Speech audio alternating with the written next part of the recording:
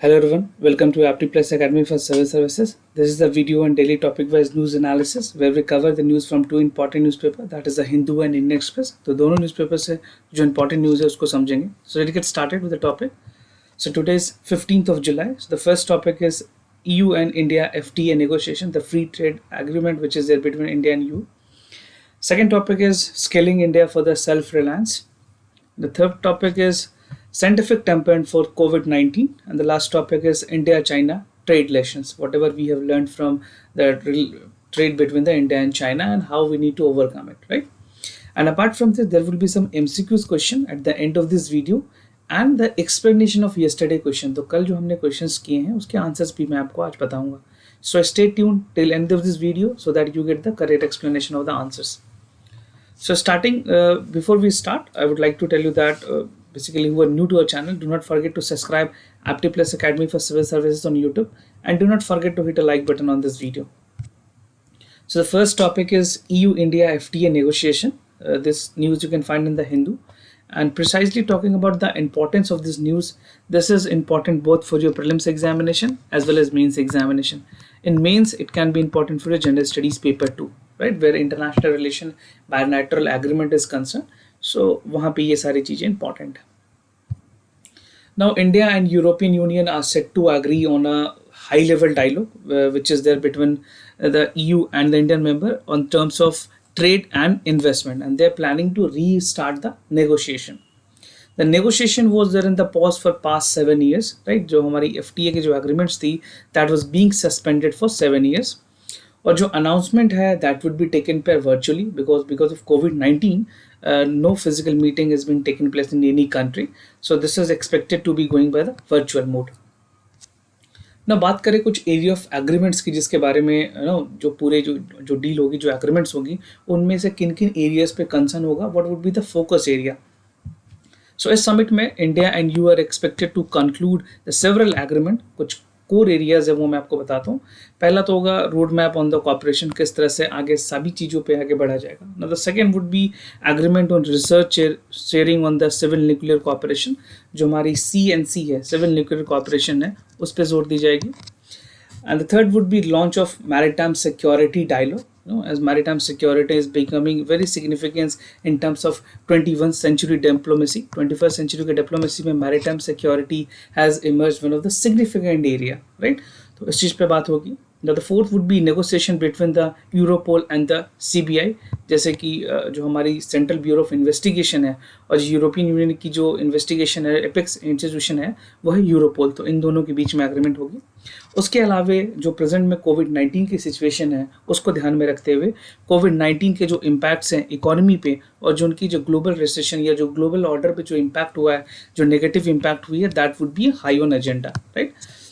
उसके अलावा जो medical developments on the vaccine, basically Britain में कुछ वैक्सीन बन रही है, इंडिया में भी आपको पता है जो कोवैक्सीन है, इंडिया जो भारत बायोटेक नाम की कंपनी है, they are also working on the making of the vaccines.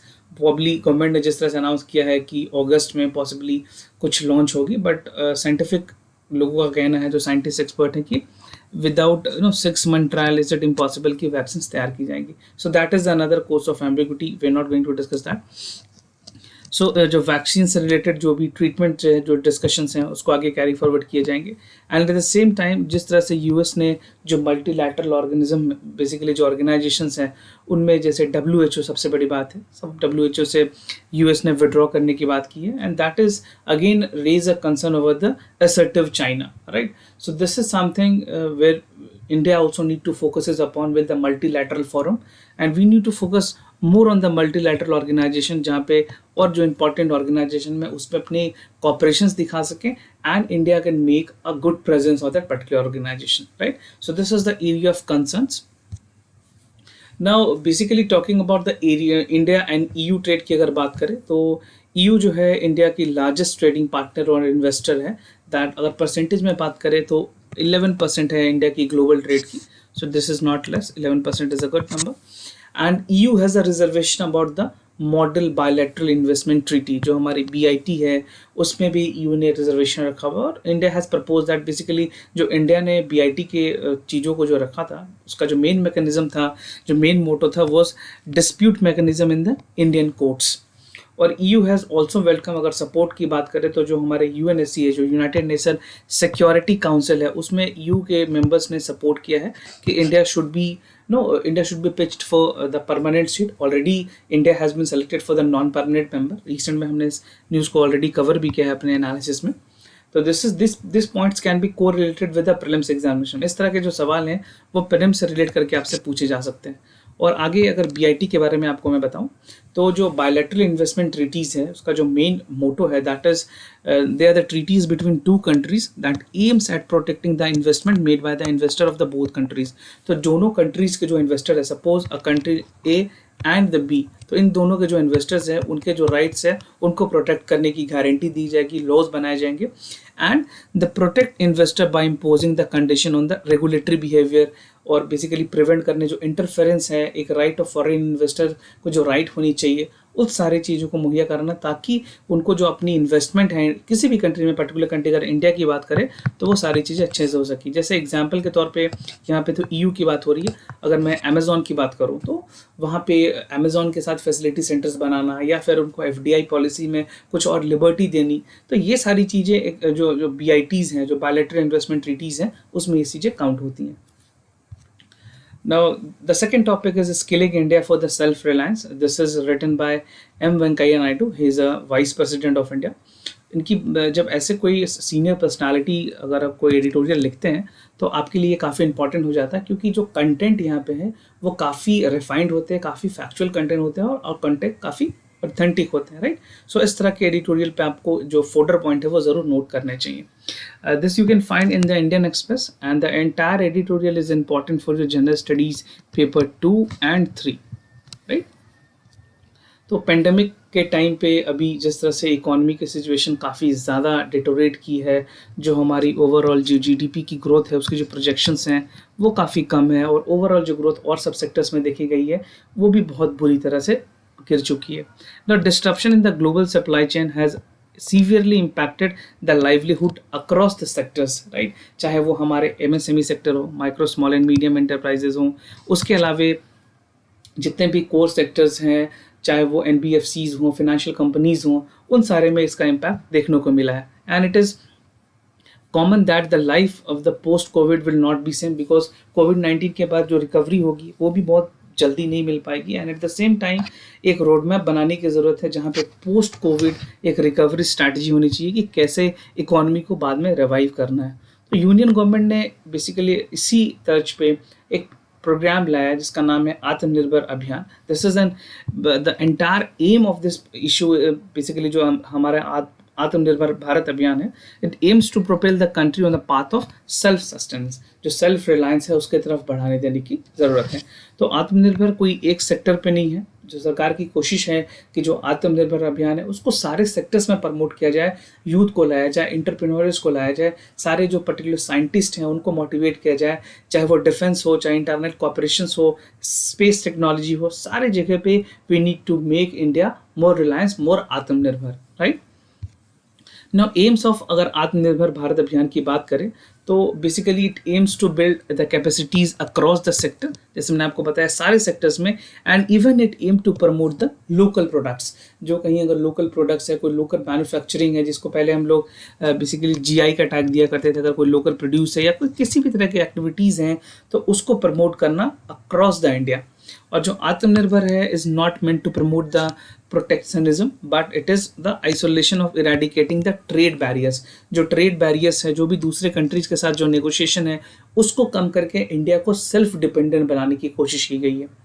और दूसरी तरफ अगर देखें तो इंडियन इकोनॉमी को रोबस्ट बनाने की बात की गई है by scaling up the manufacturing, क्योंकि मैन्युफैक्चरिंग एक ऐसी चीज़ है जो कि इंडिया को सबसे ज़्यादा ज़रूरत है। जो मेक इन इंडिया इनिशिएटिव्स थी वो बहुत ज़्यादा सक्सेसफुल नहीं हो पाई सरकार की तरफ से, but the more focus is there in the manufacturing, accelerating the infrastructure development. Infrastructure development में सिर्फ रियल स्टेट नहीं है, इंफ्रास्ट्रक्चर डेवलपमेंट का मतलब है कि आप बैंकिंग सर्विसेज को भी दुरुस्त करें, हॉस्पिटल को भी दुरुस्त करें, और जो भी इंफ्रास्ट्रक्चर, जो पब्लिक वेलफेयर में जो इंफ्रास्ट्रक्चर है उसको सही किया जाए, and at the same time attracting the investment, so investment in terms of FDI के थ्रू, या फिर कोई भी इन्वेस्टमेंट जिसमें पीपीपी मॉडल हो, ट्रिपल पी मॉडल पे जो काम किया जा सके, right, and promoting the consumption led growth. तो कंजम्पशन लेड ग्रोथ के साथ हमें आगे बढ़ने की जरूरत है। So these are the aims of the Atmanirbhar Bharat अभियान। नाउ डेमोग्राफिक डिवेंट की बात की गई है कि अभी हमारे कंट्री में एजुकेशन, जो एजुकेटेड यूथ हैं, जो यूथ की जो पॉपुलेशन है वो काफ़ी हाई है, राइट, 45-50% के क्लोज पास जो यूथ हैं वो भी हैं, and it is unique poised related to the demographic potential। तो अभी India is a country which poses a huge democratic potential terms of any other country। किसी और भी देश से सबसे ज़्यादा अभी हमारे पास डेमोक्रेटिक पोटेंशियल्स है, बट जो अभी जो ज़रूरत है इस चीज़ को सही यूटिलाइज करने की, लोगों को अपस्किल करने की, अपग्रेड करने की, जो यूथ हैं उनको जो एम्प्लॉयमेंट रिलेटेड जो टेक्नोलॉजी अवेयरनेस है, जो 21st सेंचुरी के लिए ज़रूरत है, किस तरह से उसको एक्सक्लरेट किया जाए।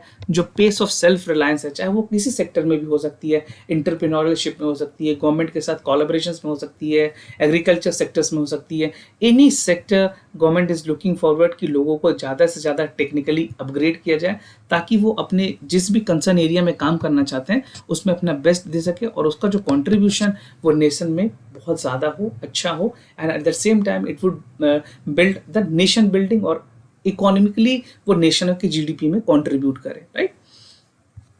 No lockdown and its impact on the education की अगर बात की गई है कि किस तरह से इसका जो इम्पैक्ट है एजुकेशन में भी काफ़ी ज़्यादा हुआ है, तो यूएन के मुताबिक अगर देखें जो पेंडेमिक है उसके चलते जो हमारी टेक्निकल और जो वोकेशनल एजुकेशन है, जिसको technical and vocational education training TV कहते हैं, तो इंस्टीट्यूशंस को स्किल डेवलपमेंट में जो कंटिन्यूटी बनाए रखने में उसमें काफ़ी हद तक उसमें नुकसान सहना पड़ा है, and it is estimated that 70% of the world learner are affected due to closures of the school education level. अगर स्कूल लेवल पे बात करें, +2 लेवल तक की बात करें, तो 70% स्टूडेंट्स ऐसे हैं जिनको ना तो प्रॉपर स्कूलिंग मिल, basically they do not have the access to classroom, और ऑनलाइन जो क्लासेस चल रही है वो बहुत ही ज़्यादा फ्रूटफुल नहीं हो पा रही है।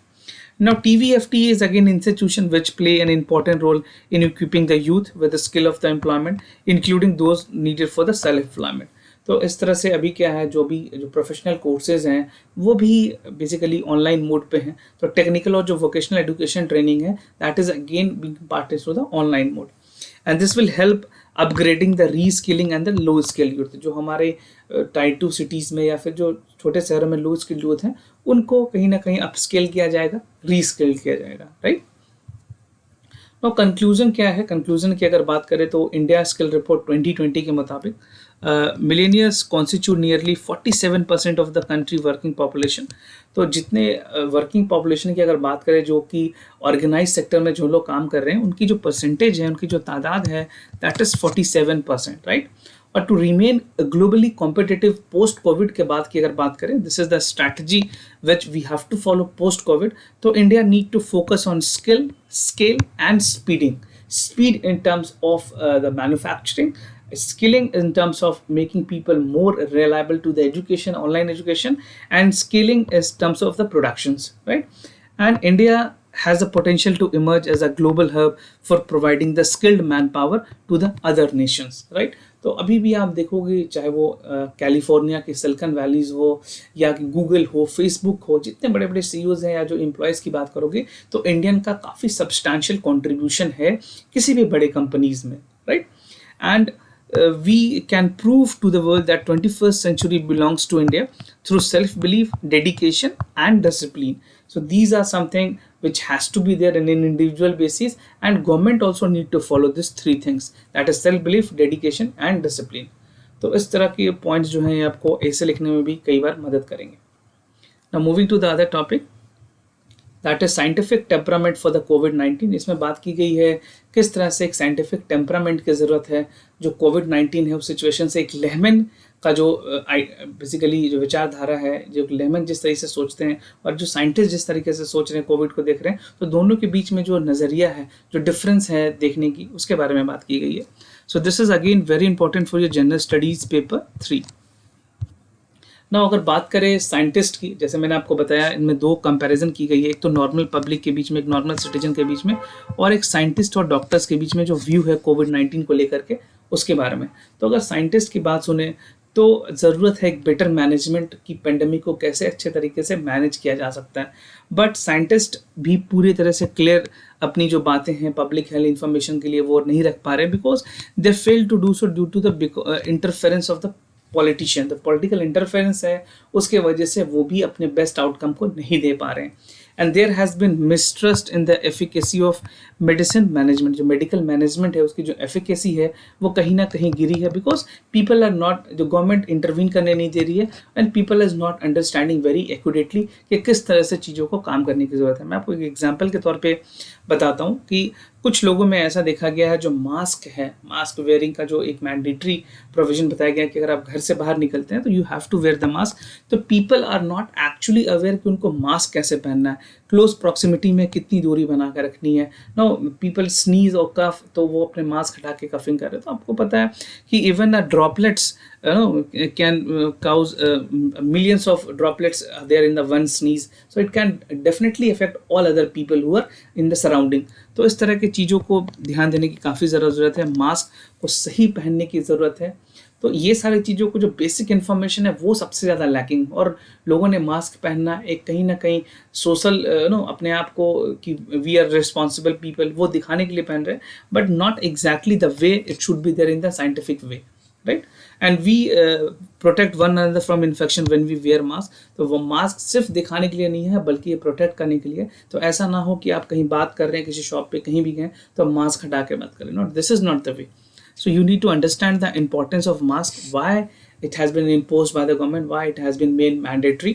और अगर अमेरिका की बात करें तो कुछ जगह पे ऐसे रिपोर्ट की गई है कि कुछ लोग वहाँ पे ब्लीच को ड्रिंक किए हैं, एंड देव सजेस्टेड कि it would work inside the body. So still the developed country like United states, वहाँ पे भी जो मेडिकल जो रिक्वायरमेंट है, साइंटिफिक टेम्परामेंट की ज़रूरत है, वो भी मिसिंग है, right. People are going through the notion of misconceptions when it's come to the कोविड-19। तो एक ट्रांसपेरेंटी की ज़रूरत है, क्लैरिटी की ज़रूरत है कि किस तरह से पब्लिक हेल्थ पर्पसेस को आगे बढ़ाने की ज़रूरत है, डॉक्टर्स पे फेथ करने की ज़रूरत है, उन पे कॉन्फिडेंस दिखाने की ज़रूरत है, और सरकार को भी पब्लिक को कॉन्फिडेंस में लेने की ज़रूरत है कि whatever they are doing for the betterment of the citizen of the country. Now responsibility towards public की अगर बात करें तो कम्युनिकेटिंग साइंस मीन्स कि भाई एक इस तरह से एक्सप्लेनेशन हो कि that should be without condescension, admitting the mistake, जो भी मिस्टेक्स है उनको बारे में बताना, promoting the rebuilding pseudo sciences, जो एक सूडो साइंसिंग इमेज है कि हम मास्क तो पहनेंगे पर सही से नहीं लगाएंगे, हाथ बेसिकली टच करना या फिर लोगों के through handshake, these are some of the thing जो सूडो साइंस है उसको ख़त्म करने की ज़रूरत है, और लोगों को जो एक्चुअल रिक्वायरमेंट है, जो मेडिकल साइंस में चीज़ें कही गई हैं उसको इम्पार्ट करने की ज़रूरत है, and being guided by the data and interpreting the logic policies that has to be undertaking, right. So these are something which has to be taken care of when it's come to the responsibility towards the public. Now the other topic is India-China trade lesson. This you can find in the Indian Express. Arun Maria साहब ने इसको लिखा है। He is basically the former member of the Planning Commission, जो कि अब नहीं है। Planning Commission नीति आयोग में तब्दील हो गई है। So this is important for your general studies paper 2. Right, international relation के। तो यहाँ चाइना के बारे में बात की गई, किस तरह से चाइना से हमें सीख लेने की ज़रूरत है, पोस्ट कोविड-19 जो ट्रेड से जो रिलेशंस हैं उसको कैसे आगे बढ़ाने चाहिए। तो 1990 एक कंपैरिजन की गई है 1990 से लेकर के अभी तक की जो 2020 के अभी कोविड से तक की जो बातें हैं। तो 1999 की अगर बात करें 90s की, तो India per capita income was $368 and China was lagging at 318। ना अब बात करें चाइना के जो पर कैपिटा इनकम है दैट इज क्लोज टू 10,276, जो कि 5 टाइम हायर्स है इंडिया का। तो आप देख सकते हो इन्होंने कितना ज़बरदस्त इंप्रूवमेंट किया है, right. And India and China trajectory has to become the sharply driven. 1990 से बाद में अभी जो इनकी ट्रेड पॉलिसी है वो बहुत हद तक चेंज हुई है। तो चाइना की जो 1990 के बाद की जो कोशिश थी that were to build a strong industrial capabilities, जो मैन्युफैक्चरिंग हब की जो हम अभी बात कर रहे हैं, तो मैन्युफैक्चरिंग को इन्होंने बहुत पहले 90s में ही स्टैब्लिश करने की कोशिश की। और इंडिया की जो पॉलिसी थी, इंडस्ट्रियल पॉलिसी, वो पूरी तरह से फेल्ड हुई है। बेसिकली हमारे जो पोस्ट लिबरलाइजेशन के बाद बहुत हद तक हमने मैन्युफैक्चरिंग पे ध्यान नहीं दिया, और जिन पे भी ध्यान दिया उस पर जो अचीवमेंट है वो बहुत अच्छी नहीं है compare to the country like China. Now India and China की अगर ट्रेड की बात करें तो जो वॉल्यूम ऑफ ट्रेड है that has been growing for many years, और China export to India within many times then India export, right. तो हम जितना कर रहे हैं उससे ज़्यादा चाइना हमें इम्पोर्ट करने की ज़रूरत ज़्यादा पड़ती है ना। More over India was exporting more raw material, हम वहाँ से raw material, India was importing raw material and China was exporting the manufacturing goods, right. So this is the pattern between the colonial power, between the colony. तो उस time पे ये ऐसे चल रही थी और अभी भी ये एग्जिस्ट कर रही है 2020 में भी। नाउ जो हमारे साथ जो चाइना का रिलेशनशिप है, और अभी जिस तरह से टेंशन भी LAC में लेकर के जो बरकरार है, and India is making efforts कि भाई जो चाइना के साथ जो ट्रेड है उसको कम किया जाए और दूसरे कंट्रीज़ की तरफ ध्यान दिया जाए। तो पॉलिसी मेकर को ये ध्यान देने की ज़रूरत है, we need to have a approach कि जहाँ इकोनॉमी डेवलपमेंट है that should be focus on the top line and that should be followed by the last 3 decade जिसमें हमने की है, उससे अब आगे शिफ्ट करने की ज़रूरत है। And they must focus on the bottom line of the citizen, which is decent job and better wages. तो हमारे अपने लोगों के लिए जो वेजेस हैं, जो जॉब अपॉर्चुनिटीज़ हैं, जो डोमेस्टिक मैन्युफैक्चरिंग है, वहाँ पे ज़्यादा बढ़ावा देना चाहिए, और लोगों को एक सस्टेनेबल जो वेजेस है, जो एक ज़रूरत की बेसिकली जो नीति आयोग की जो रिकमेंडेशन है, जितने अमाउंट हैं उनको प्रॉपर वेजेस देने की ज़रूरत है। And a new approach is the combination of industrial development, trade, diplomatic policies, creating million of decent job, better wages and in the overall country. तो ये इन चीज़ों पे इंडिया को ध्यान देने की ज़रूरत है। And India need jobs to provide income to the citizen, क्योंकि अगर यहाँ पे मैन्युफैक्चरिंग बनेगी तो यहीं का प्रोडक्शन होगा और यहीं के लोग काम करेंगे, तो कहीं ना कहीं वो ओवरऑल जो कंट्रीब्यूशन है वो हमारे GDP पे ही होगा, राइट। उसके अलावा India needs to have industries to provide job, and India need to balance a trade with the China to make a trade between equals, right. तो हमें बहुत ज़्यादा भी चाइना पे डिपेंड नहीं होना है, अपने मैन्युफैक्चरिंग पे ध्यान देना है और अपने लोगों के साथ काम करना है, ताकि जो डिपेंडेंसी है चाइना की वो कम हो सके, राइट। और मैं ये बता दूं कि हमने एक daily answer writing practice channel start किया है टेलीग्राम चैनल पे, डेडिकेटेड चैनल है जहाँ पे हर सुबह आपको क्वेश्चंस मिल जाएगी और आप अपने आंसर हमें 6 PM तक भेज सकते हैं। तो वीडियो के डिस्क्रिप्शन में मैंने इसके लिंक दिए हुए हैं, आप ज़्यादा जानकारी वहाँ से चेक कर सकते हैं और यहाँ पे पार्टिसिपेट करके अपने आंसर राइटिंग स्किल्स को इम्प्रूव कर सकते हैं। Now answers for the yesterday question, जो कल के सवाल है उसके आंसर्स मैं आपको बताता हूँ। तो जो पहला सवाल है उसका जो करेक्ट आंसर है वो है C, that both statement are correct. तो जो आर्टिकल 26 है that provide for the freedom to manage the religious affair available to both citizen and the foreigner, और जो आर्टिकल 27 है that mandate that no citizen would be compiled to pay state pay taxes promotion of the maintenance of particular religious और institutions, right. तो जो source है वो Indian polity by M Laxmikanth में आपको मिल जाएगी। Now the second question, here the correct answer is B, that the statement 1 is correct. Exogenic and endogenic forces are constantly shaping the interior of the earth. So this is the answer here is A, right? And statement 2 जो है वो incorrect है, that the gravitational force is not same different in the latitude and is greater in the poles than the Latinan equator. So this you can find in the geography of class 11th, NCERT की geography में आपको मिल जाएंगी। Now coming to the MCQs question of today, आज के जो MCQ सवाल है वो पहला सवाल स्टैटिक पोर्शन के मॉडर्न हिस्ट्री से है। With reference to आत्म सभा, consider the following statement. So it campaigned against the arbitrary caste religious, meaningless ritual and the other social ills, and it was set up in Wardha, Maharashtra. So आपको बताना है इसमें से correct options कौन है, आप एलिमिनेट करके भी जो करेक्ट आंसर उसको भी निकाल सकते हैं, right. So do participate, right your answer in the comment section, इनमें से ABCD में से कौन से करेक्ट आंसर्स हैं, right. Now the second question is from the Indian economy with reference to generalized system of preference. Consider the following statement. ये आपके current affairs section में भी important हो सकती है. So it is a preferential tariff system under which developed nation extend duty entry free certain goods into the market, and it helps the exporter to penetrate the market and increase the market share. So you have to choose the correct answer, A, B, C or D. So whatever you feel is the correct answer, write your answer in the comments down below, right? And do participate, write your answer, practice more and more questions, it is very important, right? And to practice with more questions, we have launched mock test series where there are 25 sets of questions are there, full length test and mock test series of the current affairs. So you can participate. मैंने video के description में इसके link दिए हुए हैं, आप ज़्यादा जानकारी वहाँ से चेक कर सकते हो और इसको परचेज कर सकते हैं. And those of you have any query, you can let us know. We'll be more than happy to assist you. For time being, I'm signing off. Wish you all the best. Stay home, stay safe. Thank you so much.